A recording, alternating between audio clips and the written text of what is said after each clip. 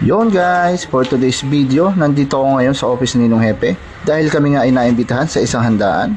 So tara, at makikiburaot na tayo. Few moments later.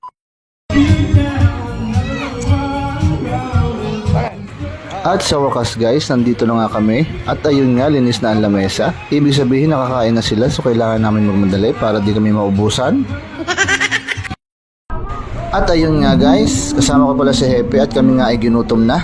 So kaya kami naman ng lalamon ay stay lalapang. Siyempre hindi ko palalagpasin ang seafoods nila. At siyempre, yung paborito kong lechon, tingnan nyo naman guys. Wow! Siguradong busog na naman ang katawan lupa nito. At ilang sandali pa nga guys, nakita namin ang look-alike ni Freddy Aguilar. Wow!